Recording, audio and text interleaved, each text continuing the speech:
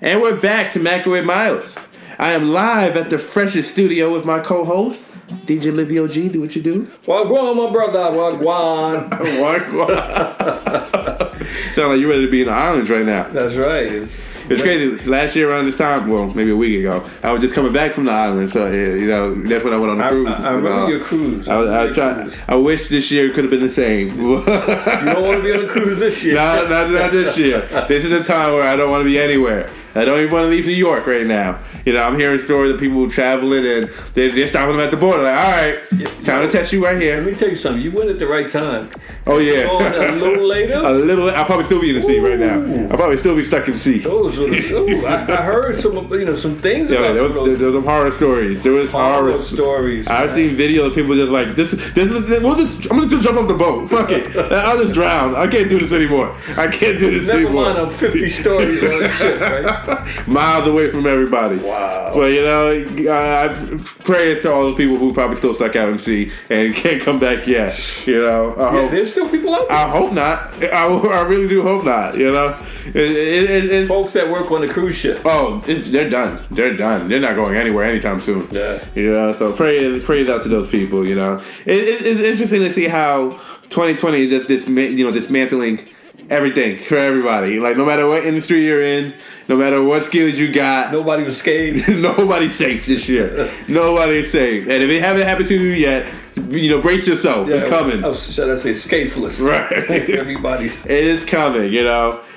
Like, me, I'm big on going to the movies and everything like that. So I'm always interested in seeing, how things been panning out since the movie's been reopening and stuff like that. And people are going back. They are. But, they're quick to say, all right, this movie sold out. Nobody can come in this room no more. Oh, I was about to ask you that was a question I was about to ask you. Mm-hmm. Is how is it in regards to social distancing when you're in the theaters? You know what I mean? Because let's face it, the guy next to you is like a seat away. Right. Well, not exactly. Because of social distancing, they have to space them out. So, like, earlier today, I told you I went to go see the new Godfather. Well, not the new Godfather. It's the same Godfather from 30 years ago. Okay. But it was the re-edit of Godfather Part 3, called now The Godfather Coda, The Death of Mackin.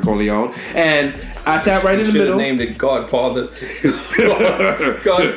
Edit. Right. Edit 3.1. Edit 3.1. That's what he should do. Because it was basically the same movie. They just rearranged certain scenes and, took out some scenes, but it's the same movie. It didn't change. Still found appreciation for it because, of course, I was just born when the movie came out, so it's nice to see it on the big screen.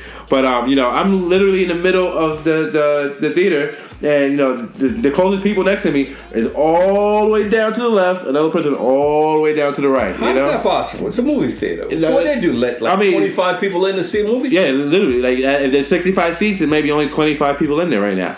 Like, and so they're not making their money. Like, they're not filling those seats.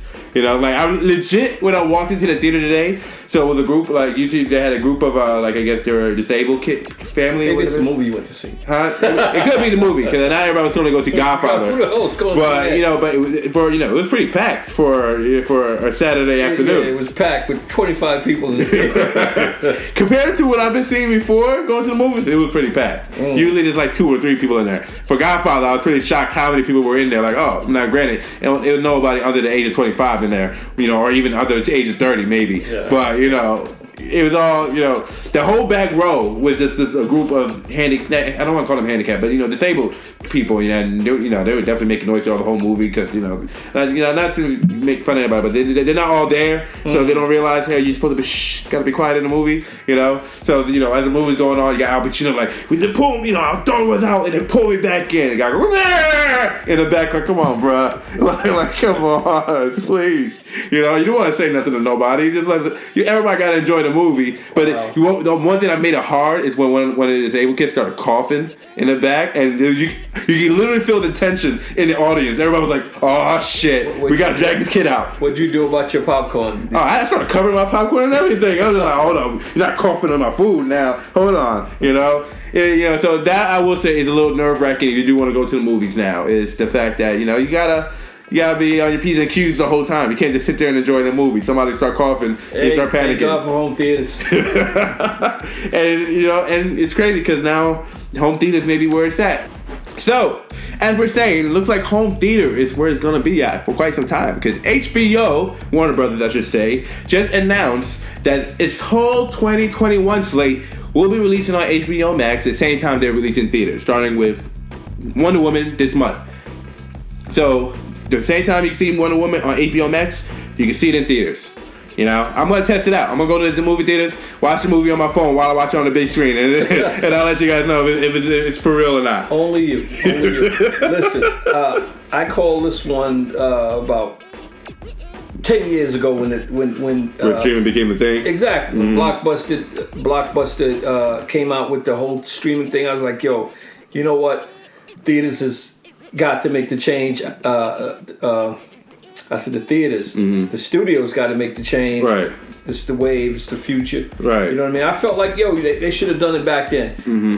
You know, they were holding back technology. Right. And you cannot hold technology back. Right. And guess what? COVID forced their hands. You know what I'm saying? But you know, there's some places that don't have great Wi-Fi and stuff like that, so DVDs and theaters still have a place in certain locations. Well, let's face it.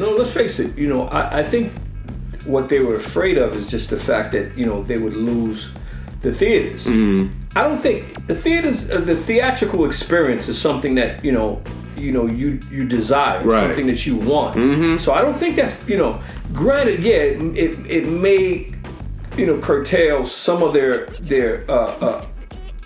you know, the actual revenue that they do make from theaters. Right. Some of it might be lost, but I think there's an audience for theaters. There's always going to be. There will definitely always be. It's not the same feeling. It's not the same feeling. You know. Maybe I'm just an old relic here. You know. Nah, we're both relics. But you know, it's a good date. Right. You know what I'm saying? If you're 18, 25, whatever, yo, you know, let's face it. You know what I'm saying? This is a perfect way to take a chick out. Even more than a date, but it's a perfect reason to get out the house. You know what I mean? I could have stayed home and watched Godfather. The re-edit of Godfather drops on Blu-ray 3 days from now. Yeah, I could have just waited and watched it on Vudu if I wanted to. No, but that shit was already available. Yeah, that shit was already available in general. There was a Godfather 3 in existence already. Yes, exactly. Yes, but what I'm saying, you know, the experience of seeing it on the big screen, you know, to see an original Al Pacino movie, not the recent Al Pacino straight to DVD movie that we've been getting, to see an original classic Al Pacino on a big screen. Bro, I love you. You're a rare breed.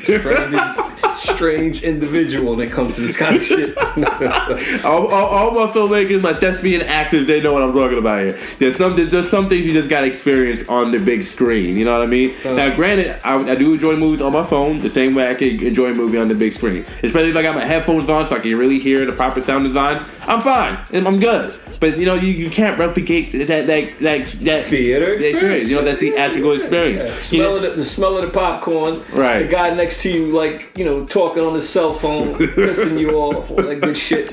You know what I mean? I get it. And I'm really big on hearing the audience throughout the movie. Like, if I can't hear the audience, or at least feel the audience, it's different. You know, this is where I agree the most with you about. I remember seeing Empire Strikes Back, and maybe it was just the fact that, you know, this is, you know, coming off of the first, you know, off the trilogy or whatever, and everybody was psyched. Right. And when every character made it onto the screen, everybody like cheered. Right. You know what I mean? Like, can you imagine that? Right. You know, pops on the screen 20 minutes into the movie. It was a social engagement. Yeah, you know? it was. That's the one thing I think the only reason why movie theaters will still be around, because you can't get that from home. Yeah, especially if everybody's anticipating. Right. Prime example. So recently I went to go see True to the Game, you know, based off the books by Terry Woods, which I said Terry McMillan, you know, but Terry is one of those, you know, urban drug. I fell in love with the drug dealer books. Okay, you know. So I'm watching the movie and I'm thinking to myself, you know, this is in Levittown too, so I'm just like, yo, nobody's gonna be able to come to see this movie. You know, this is all the way in Levittown. Who the hell is coming all the way out here to see? I mean, granted, I went all the way out there to see the movie, but I'm like, who else? You know, but black folks from Queens. Yeah, I'm coming from Queens. You know, and eventually black folks started showing up, and I was like, holy shit. Black folks are still coming to the theaters. They're making all this, because it's the only theater playing it too. So it's like, oh shit, black folks will make their way to see this movie. Wow. You know, and the audience, it made such a difference, because before everybody showed up, it just felt I was just by myself, and it was just like, all right, I guess I'm watching a movie, and then slowly the community starts showing up, and it changed the atmosphere a little bit. You know, it's not just you joining the movie now; the whole community is joining the movie. You know what I mean? So it's like, you know, the fact that Warner Brothers out here talking about like, yeah, we're just gonna send Matrix 4 to your house, just like. That's not going to be the same experience as seeing Matrix 4 with everybody else seeing Matrix 4 for the first time. You know what I mean? But you know what? I think that the difference is it's available if you want to go to the theater. Right, yes, it is available if you want to go. You know what I mean? If you want the theatrical experience, it's still there for you. Right. You know what I'm saying? If you don't want to be, you know, the lonely guy with your microwave popcorn at home, you don't have to be. Right. You can be lonely in the theater. Let's face it. Right. The life with complete strangers. Yeah, exactly. I'm just saying, to me, that's what makes the movie experience real, you know. It's just the social engagement of it all, you know. Especially, you know, you have movies like Judas and the Black Messiah, which is basically the movie about Black Panthers. You know, it's like, how can I just watch that movie at home? That's something you have to see with the community in general. You know, like I don't know. Why's that? Because it's a movie about the community. A movie about the community. You gotta watch with the community. That you just have to. Which community? The Black community. Oh, what if you're white? Well, most of the movie theaters I go to, unless it's like AMC, it's usually dedicated to the Black community. Like the one on Jamaica, you're not running to that many white folks in that movie theater on Jamaica. Jamaica Avenue. I'm telling you, I've been to that theater long enough. Well, hey, listen, I used to go there back in the days when we used to watch 3 movies and spend our whole Sunday. You know what I mean? That's me now with AMC. I go see 3 movies. Yo, and there was a white person in there. Like, come to think of it. Still to this day, you know. Well, as I'm going to AMC, I you know, it's usually black faces I'm seeing. These are the theaters I'm going to, you know. But like, you know, when I went to go see Django, I remember it was like, you know, we was like in a sports arena.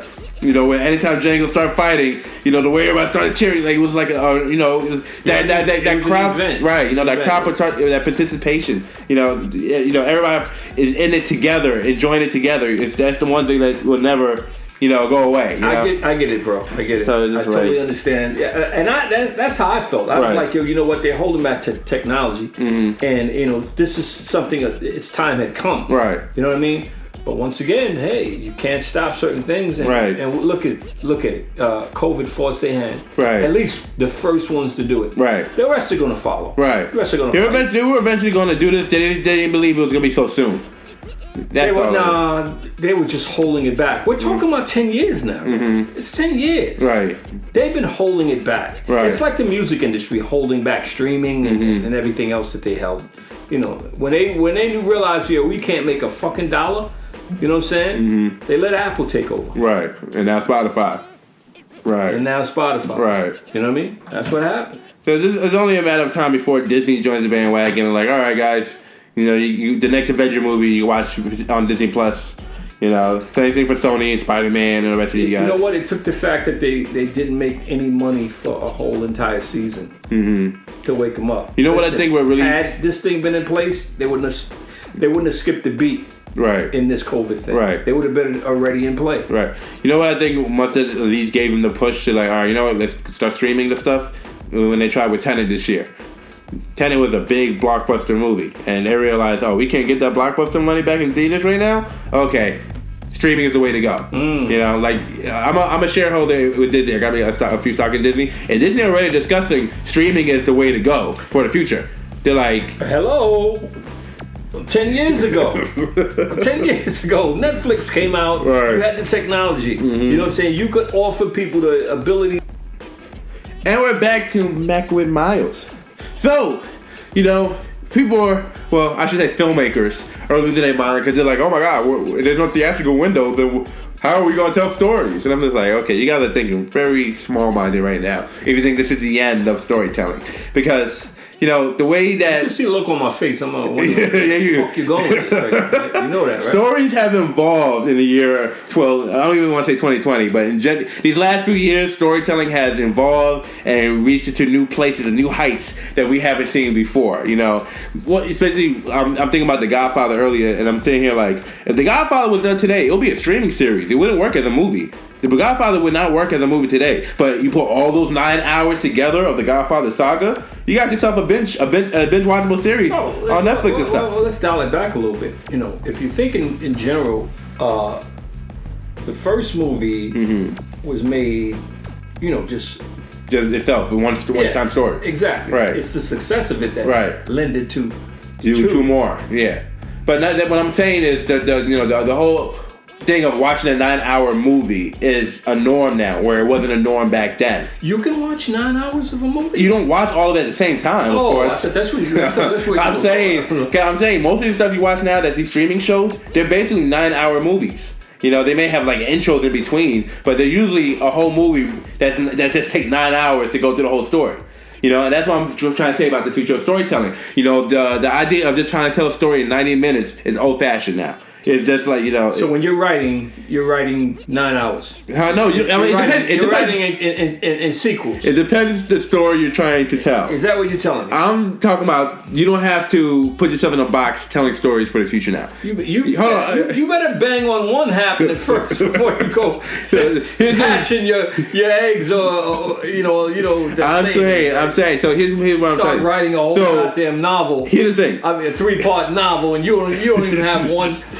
Depending on the platform, most of these, whether it's YouTube, Netflix, this and that, it's all about retention, audience retention right now. The longer we can keep you on this app, the better. You know, so these. I agree. You know, so these. I agree with that part. So these apps and these networks and studios that are now focusing on being streaming services and stuff are trying to figure out how do we keep people watching? How do we keep their attention on? So a 9-hour programming will be one of those ways, or you can have a story going on for 9 hours. But that's just one way. We're talking visual arts here. If you could do VR is a new thing right now that people are not tackling right now. Mm-hmm. You do a whole story where you just keep the VR headset on the whole time and you can be just lost in that world. We don't, I've seen great examples of it, but it's not there yet. Or even AR technology, or augmented reality. Do you know what that is? I heard the terminology. So augmented reality. So basically, you look through your phone, and while you're looking through your phone, you're seeing a different reality, but it's what you're seeing with your regular eyes off the phone. Let's stop for a second. I want reality. I don't want arguments. I don't want none of that shit. I want plain old simple reality. I don't want to have to imagine what the shit could be, where it's going. You seen Iron Man? You see when Iron Man's like doing his designs and he has a hologram of his stuff? That shit looks cool. That's augmented reality. That shit looks cool. That's AR technology. That's not my reality. You know what I'm saying? I want plain simple. Listen, I went to the store and I bought something today, and this is what it is. I don't want to overextend myself to. But some people don't. What if it was some people are just tired of reality. Yo, fuck that. They want to see Chewbacca walk down the block. No, I don't. I do not want to see Chewbacca on my block. But that's what I'm saying.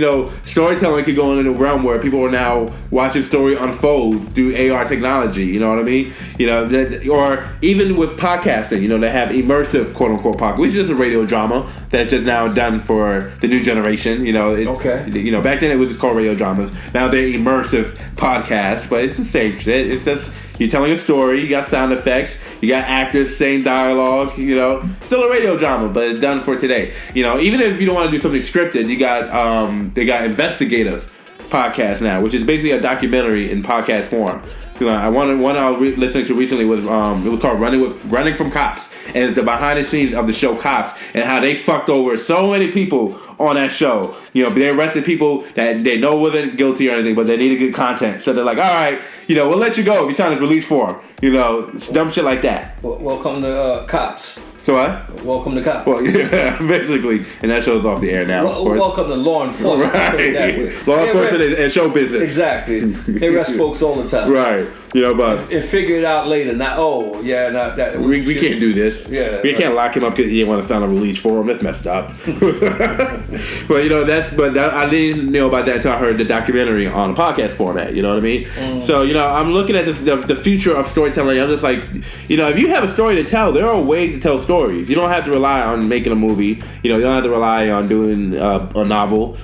Comic book, video game. There's so many different ways in 2020, especially to tell stories. All right. So how do I tell a story that's not one of those conventional ways you just explained? I just told you. You can do one through an immersive podcast, radio drama, where you can tell have the story being told through audio form. You can even do sketches or short little, or what do you call it? I've seen stories being told in 5 seconds when Vine was a thing. Like people were doing full-blown productions in 5 seconds, and it give you a whole story. Like this one, I'll never forget this one. So there was a family, right? So the car, you know how the back of a car has like, you know, there's like the family, it's a family on board, and you have like the stick figures of all the family members on the back of the car. You ever seen those things? No. You never seen those things where there's like baby on board or something like that on the back of somebody's car? I've seen baby on board. Right. But so you never seen the one with the family? No. So so they have ones where it's a family. So you see a mom, son, daughter, this, that, or whatever. And somebody did a short film where it was a close up of the car, of the back of the car with the family. Then somebody takes off one family member off, and the camera pulls back, and then you see it's a whole family dressed in black, and then you realize they just came from a funeral. And like they did a whole story in 5 seconds,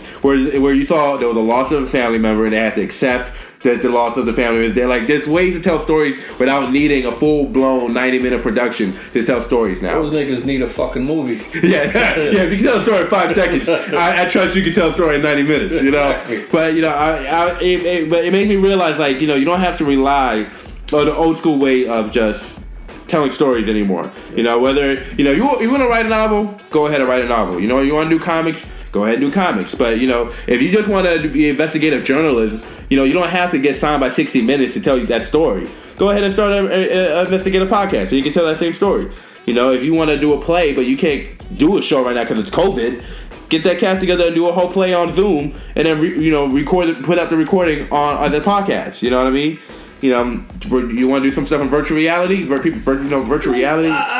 I agree and disagree. I mean, some of this stuff requires budget. They do require. I didn't say they didn't have a budget. That's not the word I used. I said if you want to try you want to find a different form of storytelling, it exists. I never said budget. That's a whole other conversation in itself. That's why you got 60 minutes. You know what I mean? That's a whole other conversation in itself. Goddamn source, and you know what I'm saying, and investigate the shit and tell the story correctly. Right, you know. Try doing that shit on your own pocket. You feel me? Try doing that shit. Right. But I'm just saying, you know, there's ways to tell stories these days, and you know, if you are a filmmaker, you want to make movies, expand your horizon. Don't be an old relic anymore. Telling a story in 90 minutes is old-fashioned at this point. You know, especially with the way consumers consume content now. You can find different ways to tell stories. You gotta be creative. Hey, you know, Quibi? Quibi? Oh yeah, now they gone. Hey, that's a very good. And we're back to Mackin with Miles. So we're discussing the rise and fall of Quibi, one of the quickest streaming service to come and go in this new entertainment landscape. You know, True indeed. It came out, March, April this year? March. And before the year is even over, it's gone. By July, it was gone. Yeah, no, it officially went out this week. Like, before, I was still watching Quibi. Oh, well, they already pulled the plug. Yeah, but they pulled the plug by the summertime, but just this week, they officially turned off the servers. They turned the servers off. You can't even get on the app no more. Okay. And which it was sad because I was just enjoying one of their shows on there. It was like the show, but you know the new type of programming where it's like the story's being told, but it's on the smartphone the whole time. So like you see the text messages and you know the response, and then the person go on live and talking face to face. All that was involved in it. Yeah, you know, and so they had an immersive experience. Yeah, it was a great experience. So like you flip your phone, you're watching it from the character's phone, but then you turn it sideways, you see it from the movie camera point of view. No, I understood that part of it. Yeah, it was amazing. It was amazing. Yeah. You know, but not all the programming was like that though. Only selected programmers were like that. Some of the programming, right? Was like that. Which where they made a mistake. All of it should have been like that. And I think probably would have worked better if everything worked that way. But the one thing I did enjoy about Quibi was the idea of telling a story that would have been a 90-minute movie and just breaking it down into parts and making a show out of it, where every day you got to come back and watch the rest. You know, something I feel like indie filmmakers can do today is just, you know, if you're trying to build a brand, trying to build an audience, you know, you got a movie you want to do, but you really can't rent a theater or show a movie, just make it to a web series. Cut it down to parts. Release every episode, you know, small by small. And, you know, and just instead of doing sequels, it's just seasons. Like, all right, this is the first season, you know, even though that's just one movie cut up a piece. Now, from my understanding, that, because I never saw an episode of anything from it, you know what I'm saying? Now, everything was geared for a quick bite. So it was like, how long were they? Like at least 6 to 10 minutes. 6 to 10 minutes. Right, depending on the show itself. Like the Kevin Hart show, I think every episode was 10 minutes long. You know, and Kevin Hart was doing it was a movie. It was a movie, but it's cut down into pieces. Yeah. So once you got one piece of it, you watched it. You could come back and watch the next episode, story, next story, such and such. Okay, it sounds like they were onto something. I think what they messed up was the platform. They have to educate people on this platform instead of putting it on another platform people already are, known and used to, like a Netflix or YouTube or this or that. Well, I did see something somewhere where it's, what's his name again? Jeffrey Katzenberg. Mm-hmm. Felt like he blamed the whole thing on COVID. Right, which is not, it can't work that way. You know what I'm saying? He blamed it on COVID. COVID would at least helped you if that's the case, in my opinion. Because everybody else is doing great. Well, no, he was saying that the whole point of it was planned for traveling. Right. It was planned for people who were commuting. Right. And the fact that they weren't commuting for those first 3 months or first 4 months, the revenue from subscriptions really didn't happen. I think their projections were, don't quote me, like 7 million or something. They only did like 700,000 or something, or a couple 100,000, such, you know what I'm saying, subscribers. And the biggest problem they had was only mobile only. So at the beginning, you can I think that might have contributed a lot to it. I think the fact that they didn't have it on any other platform besides just mobile. Right. Maybe they should have, because they had the power, they had money. Right. Could have been on Apple TV. Could have been on they had Roku. serious backing and could have been on Amazon Fire. If nothing else, I know they marketed the shit out of that shit. Oh yeah, people knew of it. I certainly did. But then again, you can't gauge something sometimes. Certain things sometimes by your own perspective of it. Right. You got to take the layman person. You know what I'm saying? There's a lot of people probably who never no clue. They didn't have a fucking clue what the hell it was. Right, what the hell the Quibi? Right. Matter of fact, your brother, I had to explain it to him. Right. You know what I'm saying? I'm like, yo, this is what it was. We had a discussion, and he's like, yeah, I don't know what the fuck it was. And they never explained it to me. Right. I said it was there. Right. You know what I mean? But everybody had access to it, but yeah, it never conveys to everybody until it's like really, really mainstream. Right. You know what I mean? So, he might have a point. Right. I think it was just the platform itself, because one good example was Snapchat does their own original series now. Where they're Snapchat originals. Will Smith got a show on there now called Will From Home. Kevin Hart Dial it back, Snapchat? Snapchat, yes. Has original series. Has original series. This is the way of the future. Everybody's doing this. Even Tinder is having their own original series now, where you can watch a Tinder show on Tinder. Branded content is the way of the future. There's going to be a time where nobody's pitching to studios or TV networks. Only going to be brands at one point. Where you're just going to be pitching your shows to brands. Because why would brands pay $1 million to be just one product placement or something? Fans only? Yeah. That'd be an OnlyFans, But yeah. No, fans only? We're going to flip it. But it's like, why would they want to just be the one product placement out of 100 where they can be just the main product placement for the whole production? You know what I mean? Like Uncle Drew, what I told you about with Pepsi. Pepsi did that whole Uncle Drew movie. All you see in that whole movie is Pepsi products. The whole movie. Gatorade in the background. Pepsi in the background. If it's not a Pepsi brand, you're not seeing it in that movie at all. You know what I mean? So I feel like that's going to be the way of the future with all these other brands. But what I was trying to say with Snapchat, they had a show called Dead of the Night. It was like a zombie show. One of the Dawn of the Dead style series or whatever. And every episode, every day, I wanted to go back and see the next episode because it was just so captivating. Fans only? But it works. It works, But it was the platform because they cater to the audience that's on Snapchat already. So like, all right, we're gonna make it work specifically for people who's on Snapchat, for people who like already on Snapchat on daily. Here's a show for you, and different genre because they got different shows like the mysteries, drama, romance, or whatever. That one is what caught my attention, but it worked completely. So I'm saying, in the future, we're going to see more of that, where there's branded content, and whatever app you're on, is you're seeing that type of content. Back in the day, when you went to see a Warner Brothers movie, it was a Warner Brothers movie. You went to go see a Disney movie, it was a Disney movie. And I'm talking about the era when these guys were still alive and still running the studio. And I feel like that's where content is going to be going now with branded content. You're going to be watching Chipotle shows. You're going to watch a McDonald's show. Oh, that's fucked up. It's the way of the future. I'm telling you, I already see it happening. You're going to see a Popeye show. That every brand will have their own content. I'm listening to you and I'm fucked up. I'm telling you. Fuck that. I do not want to see McDonald's show. They already had a cartoon show in the past. They sold it on VHS. Now it's probably going to be on a streaming service or whatever McDonald's app is. Who watched it? What, the cartoon? I definitely bought a couple cassettes when I was a child. I'm not fucking with you. Once again, I'm not fucking with you. Well, I'm telling you, it's a way of the future. Watch, Canada Dry is gonna have a whole series one day soon. I guarantee it. I guarantee it. I guarantee it. Jose Cuervo right now have a show called Who's Making Margaritas, and every episode is a different personality making margaritas. One episode might be T-Pain, another episode might be Lil Dicky. You know, and the episode is just them learning how to make margaritas. That's it. That's their show.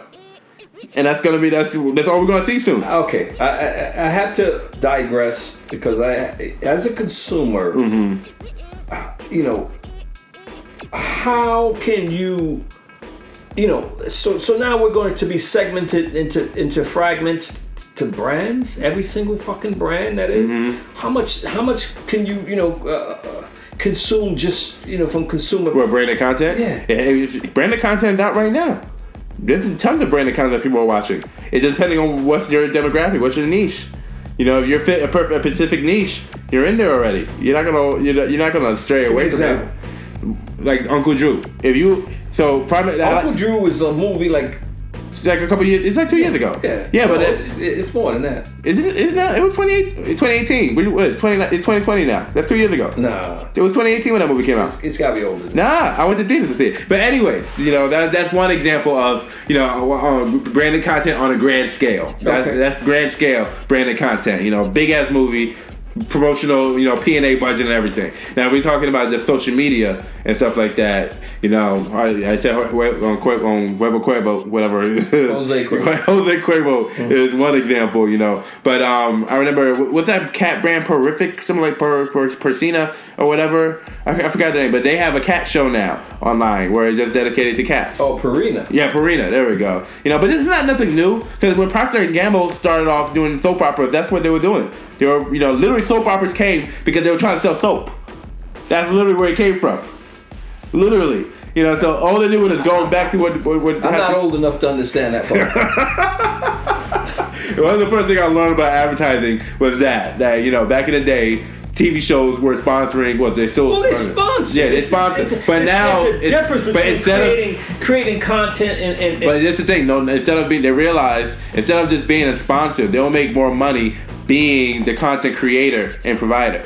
That they hire their own producers, they hire their own writers, they hire their own talent on camera. Because that way they don't need a middleman no more. They're like, why do we need the middleman? We can just produce the content ourselves. And it's working for some brands. Some brands no longer need to hire a Jessica Simpson or a Jennifer Aniston. I don't know. To do a 30-second commercial. Instead of a 30-second commercial, they have make a whole production. Make a whole 22-minute show, and promote whatever they want to promote. A show about Popeye's chicken. It wouldn't be about Popeye's chicken. It'd just be Popeye's chicken just surrounded by it. Prime example. Another one I just saw recently. It was a Grey Goose production, and it was just Jamie Foxx interviewing different actors. That's all it was. But it was a Grey Goose production. So all in the background, nothing but Grey Goose. In front of Jamie Foxx and Denzel Washington, Grey Goose. The show wasn't about Grey Goose, but you knew it was Grey Goose. I get where you're coming at, but that's just product placement. It is product placement, but I'm telling you, that's going to be the way of the future, because brands are not going to want to spend millions of dollars, to be sitting next to Victoria's Secret and Tom Ford, and you're squeezed in the middle. They want to be the whole show. Because, getting people's eyeballs. People's eyeballs are everywhere now. They're not just sitting in front of TV no more. They're not going to just the movies anymore. Some people are on Snapchat. Some people are on Instagram. Some people are on YouTube. Some people are on Facebook. But some things are best left where it's, it's there, but it's subtle. Mm-hmm. You know what I'm saying? I don't need every scene to see a bucket of Popeye's chicken in my fucking presentation. You know what I mean? It's subtle enough. Okay, I get the point. It caught me. Yeah, but you would if like prime example, comedians getting coffee. The Seinfeld show. Have you seen that show? They have one specific coffee brand that promotes the whole show. The whole show. But they don't ever sit here and go like, hey, make sure you drink so coffee. But once again, we're talking about something that was subliminal. It's not subliminal because it's in there. No, you see the logo. Yeah, no, it's subliminal. It's subliminal because it's there, but you are not being told this is it. Every time they go to commercial, they don't go to that coffee, right? No, the commercial is the show. While the guys are literally going to get the coffee. The whole show is called Comedians Getting Coffee. is them going to go get the coffee. Oh, I don't know what the fuck you're talking about. You never seen it? No. It started off on Crackle, now it's on Netflix and stuff like that. But it's just Jerry Seinfeld picking up like an Eddie Murphy or Kevin Hart, and they're talking about cars and being a comedian, and they go get coffee, and they continue talking over coffee. Interesting. Yeah, but you know they have a Pacific Coffee brand. What's the coffee brand? I can't pronounce it. Like they're not doing a good job. No. I see the name all the time. I'll just destroy the name, try to repeat it. Like something Ziz. If they got a bunch of Z's at the end, like I can see the logo in my mind, but I'm like it's like Lavatas, or something Lazaz. Something in that, Christ, no. You know, something in that with that lay feel. But you know, it's the way of the future. Branded content is the way of the future. That's what I'm saying. I don't disagree with it being, you know, part of the future, but I cannot see, like I said, you know, actual shows being dedicated to, you know. It won't be dedicated. It just be provided by. Oh, what's the difference then? Did you ever watch Soul Train? Yeah, I did watch Soul Train. You watched, but I seen the reruns. Reruns. You weren't around for the not the originals. No. Johnson & Johnson products. The fucking I seen the video. I seen videos though. Like I saw one video where Frederick Douglass would show up. That was the original of what we're talking about right now. You know what I'm saying? Frederick Douglass show up with some Afro sheen. Every single. Right. Every time you went to commercials. Boom, blatant. Yeah, but see, the thing is, back then they would have to cut to commercial. Where now the programming is the commercial. You don't have to cut to the commercial because you're already in the commercial. So instead of cutting to Frederick Douglass knocking on somebody's door with some Afro sheen, Frederick Douglass is on the Soul Train line with the Afro sheen. I'm turning my TV off. I'm sorry, bro. I'm turning my TV off. When it gets like that, I'm not fucking with this scripted shit. Yo, give me some fucking regular content. They do that now with reality TV. I remember there was some reality TV show that I was dealing with this girl at the time. I forgot what show it was. One of them Bravo series or whatever. But these girls in the show went to go see a movie, which was The Hustle with Anne Hathaway and Rita Wilson, whatever her name. I think Rita Wilson. But in the show, reality show, they went to go see the movie The Hustle. And I'm sitting here like, they're not going to see a movie. This is a commercial for the movie The Hustle. And then literally after the episode, when they went up to commercial, it went into the commercial of The Hustle. So I'm like, that was the branded content we just watched. That's because that was not part of this. It literally had nothing to do with the episode plot at all. Just randomly, hey guys, we're going to the movies right now. Hey, what do you want to go see? Hey, you heard about that new Anne Hathaway movie? I'm like, okay, guys, this is clearly a commercial. Clearly a commercial. But the girl who was watching it, nothing to her. It went right over her head that was a commercial. It was just part of the reality show. Hopefully the same will happen for me. If it doesn't, I'm turning the shit off. But realize I'm watching the commercial, which is the movie, is the commercial. Right. I'm done. Literally. Right. Go. Alright, y'all, that was this episode of Mackin with Miles. I want to thank my co-host of this evening, DJ Olivia G. Thank you for being with me today. Oh, thank you, Miles. Thank you for having me. It was fun, as usual. And to all my storytellers out there, just remember, just because technology is changing the way consumers are consuming content, does not mean you can't tell the stories you want to create. You just got to be creative and figure out the new mediums. That's it. Until next time, much love, God bless, 2 pieces of chick grease. We'll see you later. Night. Peace.